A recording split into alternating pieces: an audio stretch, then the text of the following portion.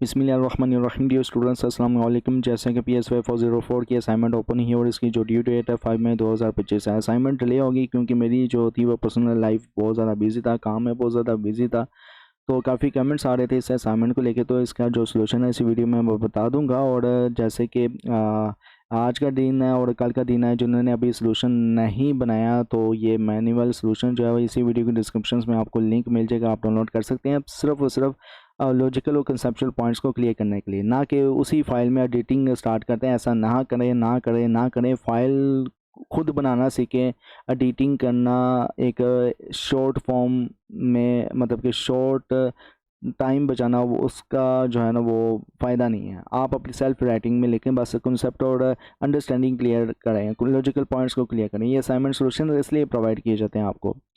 After all, जो assignments के जो ऑब्जेक्टिव्स हैं इसको मैं डिस्कस कर लेता हूँ। और असाइनमेंट को स्टार्ट करने से पहले, सॉल्यूशंस को स्टार्ट करने से पहले मेरी रिक्वेस्ट है आप व्यूवर्स हैं या साइकोलॉजी के स्टूडेंट्स हैं कि अगर आपने साइकोलॉजिस्ट कम्युनिटी यूट्यूब चैनल को सब्सक्राइब नहीं किया तो kindly please psychologist community YouTube channel को सब्सक्राइब कर दें, वीडियो को लाइक करें, क्लासमेट के साथ शेयर करें। और अगर आप मॉडर्न और इस्लामिक साइकोलॉजी को जानना चाहते हैं तो inner Psychoflix YouTube channel powered by psychologist community, इसी वीडियो के डिस्क्रिप्शन में आपको इनर साइकोफ्लिक्स यूट्यूब चैनल का लिंक मिल जाएगा, तो लाजमी तौर पर सब्सक्राइब कीजिएगा।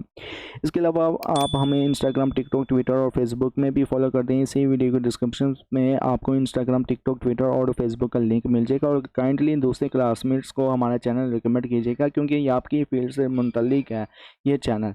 क्योंकि कम्युनिटी का मकसद यही होता है कि मिलजुल कर रहना और एक यूनिटी, फेथ और बिलीव में रहना।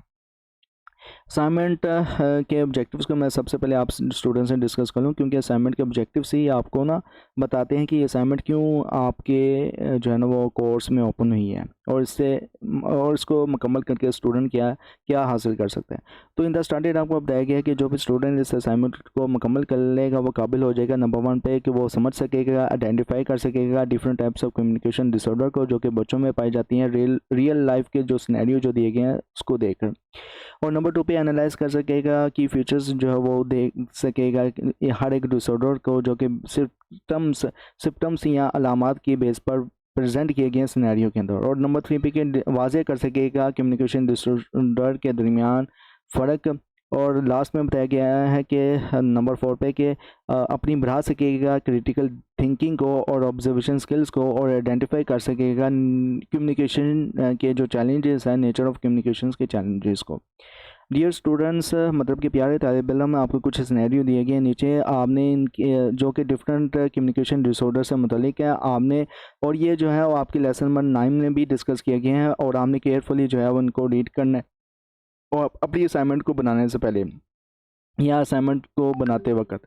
और आपका टास्क ये है कि आइडेंटिफाई करना है कम्युनिकेशन डिसऑर्डर को जो कि आपके सिनेरियो से मुंतलिक ही हो, और मेंशन करना है आपने जस्टिफिकेशंस में कि आपने ये आइडेंटिफिकेशंस किया तो किस बेस पे किया, और एग्जांपल कोई मिलती जुलती है वो भी अलाइन कर देना पर्टिकुलर डिसऑर्डर्स जो भी आप आइडेंटिफाई करें।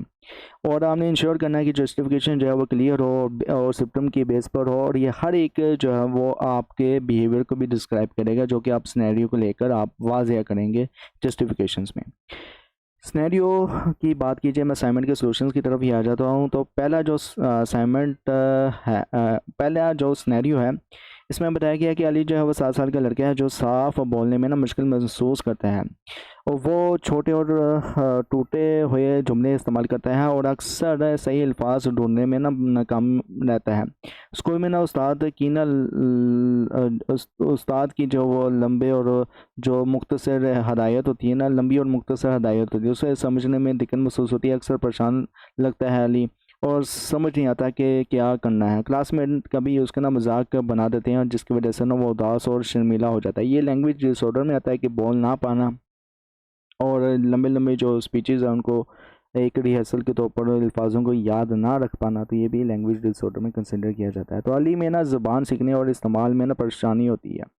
लैंग्वेज डिसऑर्डर का डायग्नोसिस क्राइटेरिया ए में नज़र आता है, जो कि DSM-5 के अकॉर्डिंग है, तो उसका अहमियत में शामिल है। इसके अलामात में या सिम्टम्स में जो है वो शामिल है। नंबर 1 पे कम वोकैबुलरी वाले अल्फाज रखना एक, और लफ्ज़ ढूंढने में दिक्कत होना और जुमले की कमी, जैसे कि छोटे और टूटे हुए जुमले बोलना, समझने में मुश्किल होती है, मुश्किल हदायत और समझ नहीं पाता अली। और ये मिसाल जो है वो इसकी तालीम और सोशल लाइफ को भी अफेक्ट कर रही है। ठीक है, ये जितने भी मसाले हैं या मसाइल्स हैं ना, ये इसके ना तालीम और सोशल लाइफ को ना अफेक्ट कर रही है। और क्राइटेरिया भी और बचपन से ये हो रहा है, और क्राइटेरिया से ये जो है मुश्किलात सुनने की कमी या ज़हनी कमी की वजह से भी होता है। और क्राइटेरिया ये डी से बिलोंग रखता है सिनेरियो। ओके, आगे बात की जाए आइमा की, और मैं इसको स्क्रॉल डाउन कर लूँ, आइमा का केस आ जाए। ये रहा आइमा।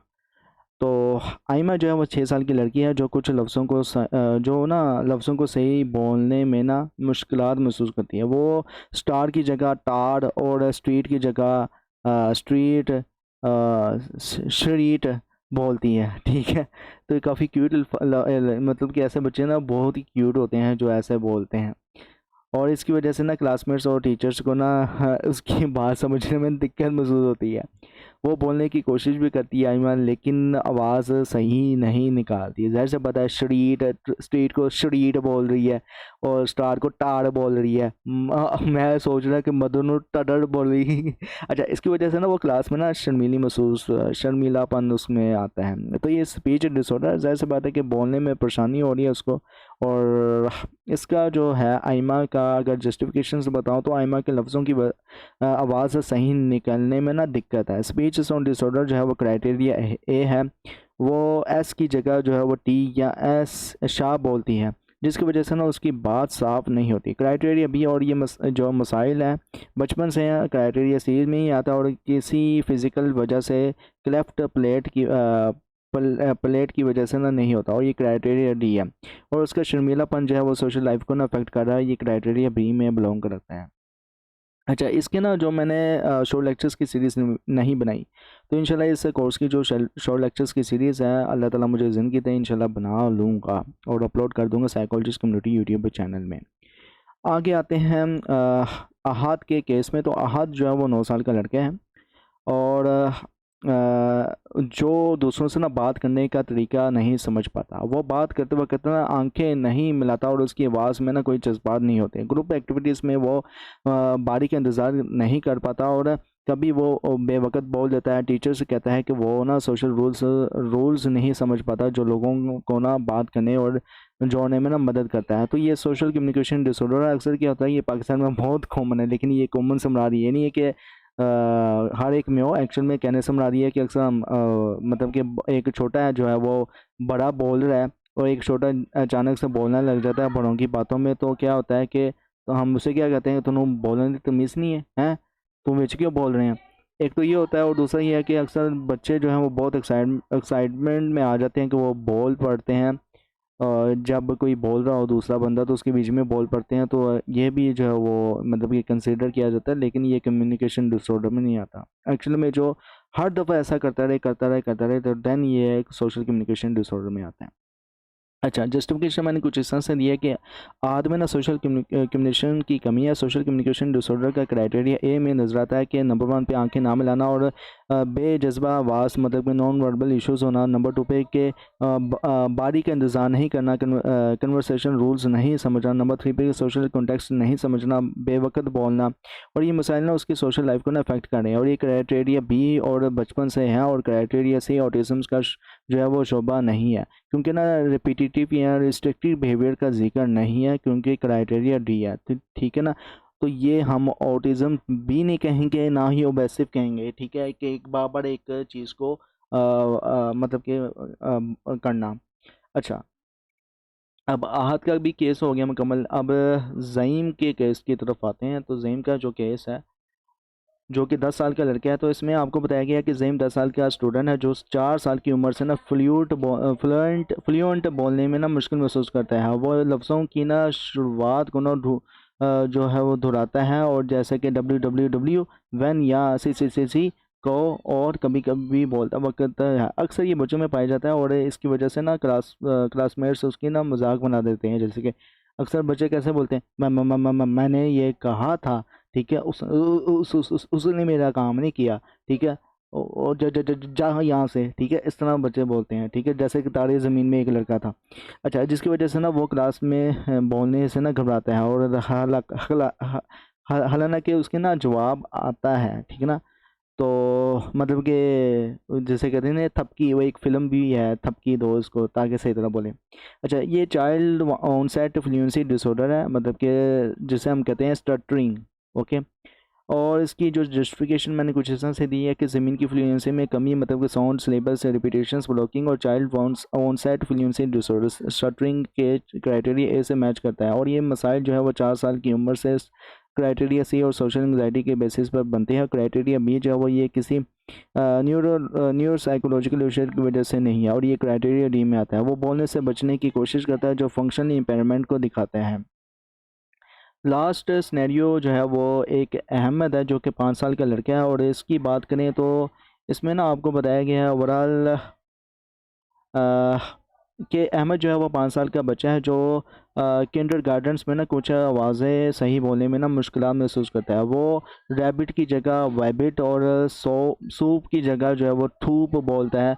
वो पूरी कोशिश करता है लेकिन लफ्ज़ सही नहीं निकालता है। इसकी वजह से ना वो कभी परेशान हो जाता है, और कब प्ले टाइम या स्टोरी टाइम में कम बोलता है। तो ये स्पीच साउंड डिसऑर्डर है। और अहमद अच्छा, इसकी जस्टिफिकेशन मैंने कुछ इस तरह से दी है कि अहमद लफ्ज़ों की आवाज़ को ना सही प्रोनाउंस नहीं कर पाता। स्पीच साउंड डिसऑर्डर का क्राइटेरिया है वो आर की जगह डब्ल्यू और एस की जगह जो है वो थोड़ा बोलता है, जिसकी वजह से ना उसकी बात साफ नहीं होती है। क्राइटेरिया भी, और ये मसाइल ना बचपन से है, क्राइटेरिया सही में आता है, और किसी फिज़िकल वजह से ना हेयरिंग लॉस की वजह से ना नहीं होता, मतलब कि सही तरह ना सुनने की वजह से भी होता है। क्राइटेरिया ये डी में आता है, और इसको परेशान होना फंक्शनल इम्पेयरमेंट को दिखाता है, ये क्राइटेरिया बी में आता है। ओवरऑल ये था आपका असाइनमेंट का सलूशन, कैसा लगा। और दूसरे क्लासमेट्स को लाजमी जो है वो चैनल की जो वीडियोस है हमारी साइकोलॉजिस्ट कम्युनिटी की लाजमी रिकमेंड कीजिएगा, और इसी वीडियो के डिस्क्रिप्शन में आप ये असाइनमेंट का सलूशन डाउनलोड कर सकते हैं। Till then, thank you so much. अल्लाह हाफिज़।